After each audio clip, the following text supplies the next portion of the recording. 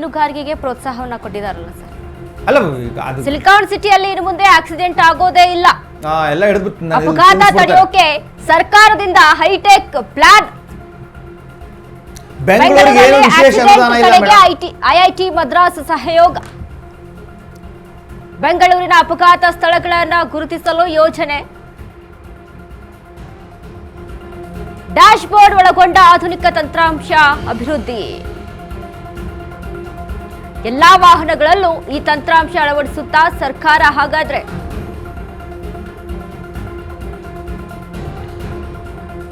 Silicon ಸಿಟಿಯಲ್ಲಿ ಇನ್ನು ಮುಂದೆ ಆಕ್ಸಿಡೆಂಟ್ ಆಗೋದೇ ಇಲ್ಲ. ಅಪಘಾತ ತಡೆಯೋಕೆ ಸರ್ಕಾರದಿಂದ ಹೈಟೆಕ್ ಪ್ಲಾನ್ ನ ರೂಪಿಸಲಾಗಿದೆ. ಐಐಟಿ ಮದ್ರಾಸ್ ಸಹಯೋಗದಡಿ ಬೆಂಗಳೂರಲ್ಲಿ ಆಕ್ಸಿಡೆಂಟ್ ತಡೆಗೆ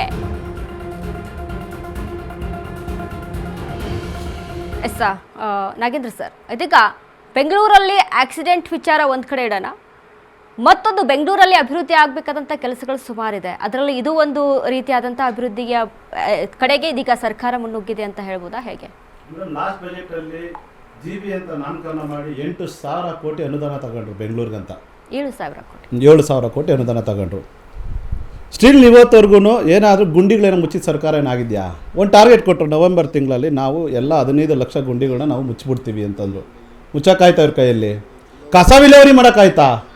ಒಂದು ಫುಟ್ಪಾತ್ ಮಾಡೋಕ್ಕಾಯ್ತಾ? ಚಾಲೆಂಜ್ಗಳು ಮಾಡಿದ್ರು. 1 kg ಕಸ ಹಾಕಿದ್ರೆ 1 ಟನ್ ಕಸ ತಂದು ಏರಿ ಬೀದಿಗಳಲ್ಲಿ ಸುಡಿದ್ರು.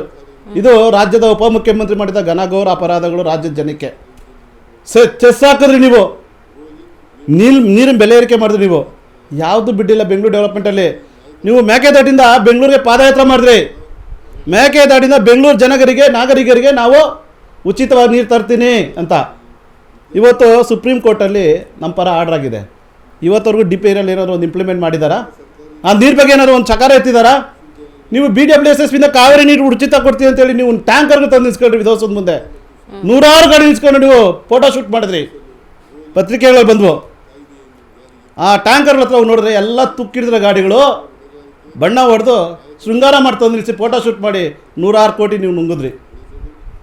ಬೆಂಗಳೂರು ಕಸ ಮಿಷಿನ್ಗಳು, ಯಂತ್ರಗಳು, ಕ್ಲೀನ್ ಮಾಡೋ ಯಂತ್ರಗಳನ್ನ 36 ಯಂತ್ರಗಳಿಗೆ 160 ಕೋಟಿ ದುಡ್ಡು ಆಗುತ್ತೆ. ಇವರು 7 ವರ್ಷ ಗುತ್ತಿಗೆ ಕೊಟ್ಟರು, 615 ಕೋಟಿ. ಯಾರು ಗುತ್ತಿಗೆದಾರರು? ಇವ್ರು ಸ್ವಂತ ಮಾಲೀಕರ? ಗುತ್ತಿಗೆದಾರರು ಸಂಬಂಧಿಕರ? ಒಂದು ಪ್ರಶ್ನೆ, 150 ಕೋಟಿ ನೀವು 615 ಕೋಟಿ ನೀವು ಕೊಡ್ತೀರಾ ನೀವು ಗುತ್ತಿಗೆಗೆ ಅಂದ್ರೆ ನಿಮ್ಮ ಭ್ರಷ್ಟಾಚಾರ ಕಾಣಿಸ್ತಾ ಇಲ್ಲ ಬೆಂಗಳೂರಲ್ಲಿ. ಸರ್ಕಾರ ಬಂದಾಗ ಅನುದಾನವನ್ನ ನಾಮಕಾವಸ್ಥೆ ಮಾಡ್ತಾರೆ, ಬಟ್ ಆ ದುಡ್ಡು ಎಲ್ಲಿ ಹೋಯ್ತು ಅಂತಾನೆ ಗೊತ್ತಿಲ್ಲ ಅನ್ನುವಂಥ ಪ್ರಶ್ನೆಗಳು ಎಲ್ಲಾ ಸರ್ಕಾರದಲ್ಲಿ ಬರುತ್ತೆ.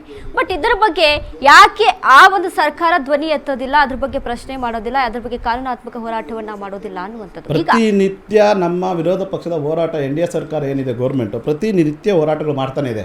ಇವತ್ತು ಇವ್ರು ಹೇಳ್ಕೊಂಡ್ರು ಇದೇ ಬಜೆಟ್ ಮಾಡ್ಬೇಕಾದ್ರೆ 4,16,000 ಕೋಟಿ 4,16,000 ಕೋಟಿ ಬಜೆಟ್ ಮಾಡ್ಬೇಕಾದ್ರೆ ಇವತ್ತು ಬಾಕಿ ಯಾವುದಕ್ಕೆ? ಸಾರಿಗೆ ಸಂಸ್ಥೆಗಳು 4,220 ಕೋಟಿ ಇವತ್ತು ಬಾಕಿ ಉಳಿದಿದೆ.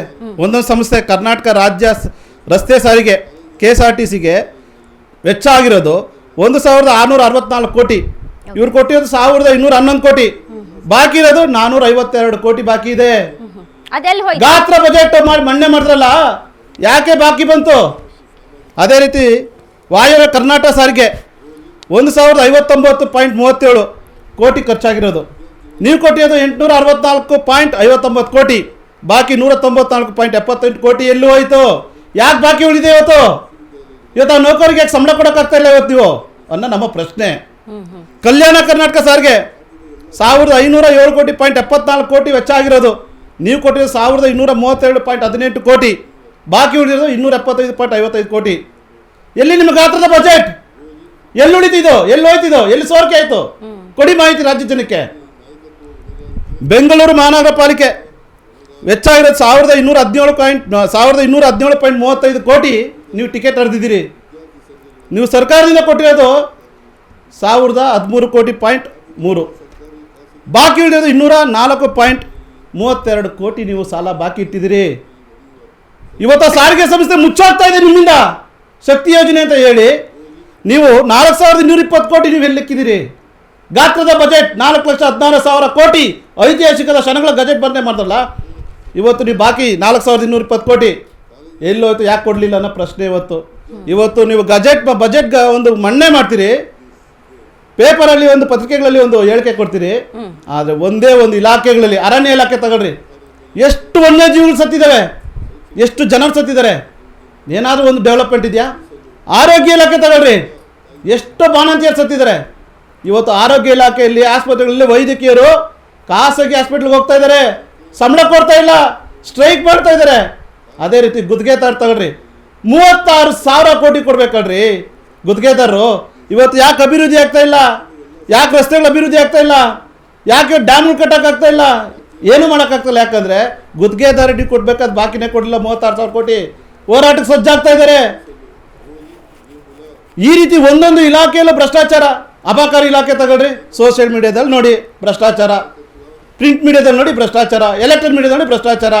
ಜನರ ಬಾಯಲ್ಲೂ ಕೂಡ ಅಬಕಾರಿ ಇಲಾಖೆ ಭ್ರಷ್ಟಾಚಾರದಲ್ಲಿ ಮುಳುಗೋಗಿದೆ. ನೀವು ಕೇಳ್ತೀರ, ರೆಕಾರ್ಡ್ ಸಮಿತಿ ಸಾಕ್ಷಿ ಸಿಕ್ಕಿದ್ರೆ ಕೂಡ ನೀವು ಓಲೈಸ್ಕೊಂತೀರಿ. ಕಳಿಸಿ ಸ್ವಾಮಿ, ಒಂದು FIR ಹಾಕ್ಬಿಟ್ಟು ಒಂದು FSL ರಿಪೋರ್ಟ್ ಕಳಿಸಿ, ಆ ಮಾತಾಡಿರೋ ವಾಯ್ಸ್ ನಿಮ್ದಲ್ಲ ಅಂತ ಡಿಕ್ಲೇರ್ ಆಗಲಿ. ಯಾಕೆ ಮಾಡಲ್ಲ?